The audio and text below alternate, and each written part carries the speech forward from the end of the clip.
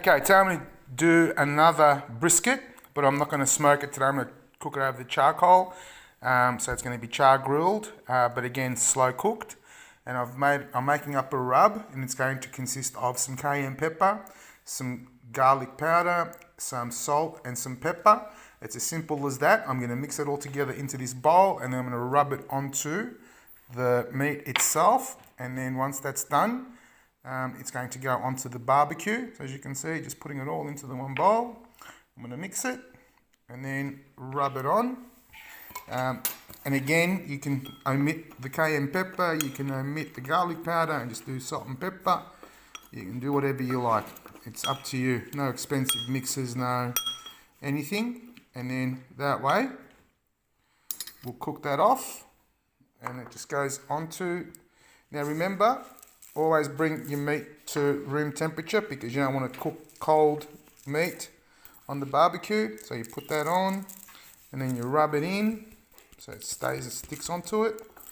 And then it can be a very similar process to the last one, but a few key differences, notably no smoke, just charcoal. So I'll continue doing this and then we'll take it to the barbecue. Okay, like before, what I've done is I'm doing the half method again. I've got some water in a tray to keep it moist in there once I've closed it up. I've got my actual coals on the other side, and now I'm about to get going with the actual cook.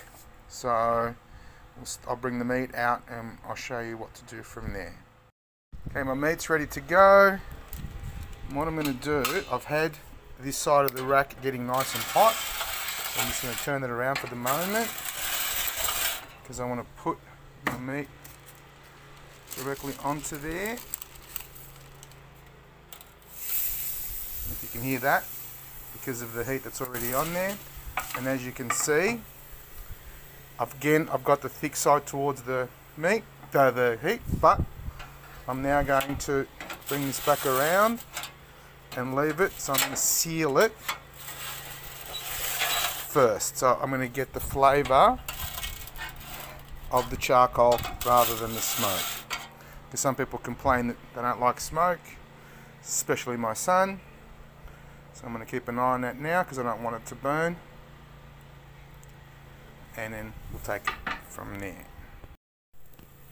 So you can start to smell the herbs and everything, or the spices that I've put on there because it's now sealing. I'm going to leave it for around about 2 or 3 minutes on this side, and then I'll do the next step, and you'll see that then. The meat's starting to lose a little bit of fat as it's rendering, and that's now causing it to smoke a little bit, but it's not going to be a wood smoke, it's going to be a charcoal flavour, and that's why we're sealing both sides at the moment.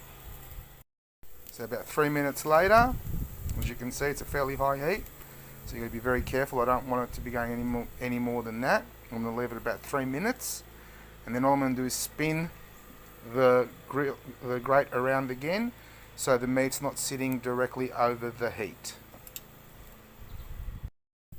So it's been about 3 or so minutes. So as you can see, it's starting to seal on that side. So now literally I'm going to spin it away, and I've got the heat on one side, the meat on the other. Now I'm going to cover it and open the vents. Now will come the next trick. And now for my secret weapon. I've got a little syringe full of olive oil, and every so often I've got the thing open over the top. I'm going to pour just a couple of drops of olive oil on there, and as you can see, I get a little bit of smoke. It's going to be smoky, but it's going to be a charcoal flavour, not a wood flavour. So let's see how this comes out. I'm just over an hour into cooking it, and I've had to top up the charcoal because the charcoal obviously doesn't burn anywhere near as long as the wood. The meat's looking fine, feeling nice and tender. And just as another thing too, I highly recommend that you get some of these types of gloves, which are the gloves for when people do welding, because that way you can lift up your rack, you know, put more stuff in there, you know, your charcoal. And again, I use my luft lighter to pop up the heat again. And now I'm going to close that up, and I'm onto my second syringe of the oil, because every so often I just drop a few drops into there, so that way it keeps some of the smoke happening, because I want the charcoal smoke flavour, I don't want the wood smoke flavour, and charcoal won't smoke like wood does. So putting the oil on there gives it that little bit of that smoke, so then that way it's permeating through the meat. And it's about ready to close up again, because I don't want it to go too hot, so I can continue this slow cook process.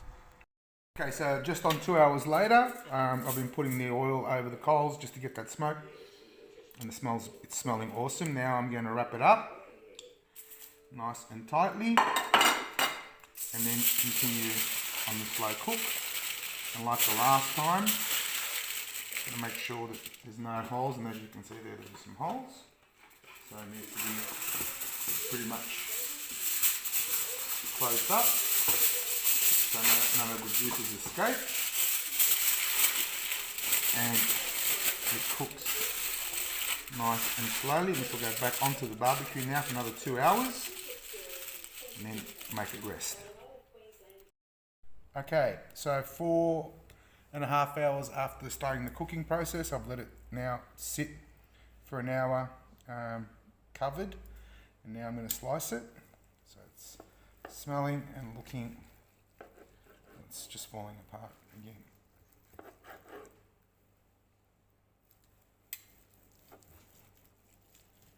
So the meat is just soft and scrumptious and smelling awesome.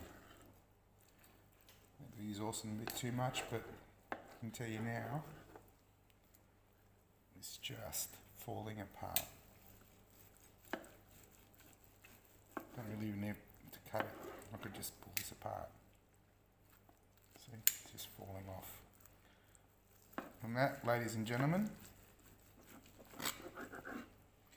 is how to char grill and slow cook a 1.5 kilo brisket in an afternoon.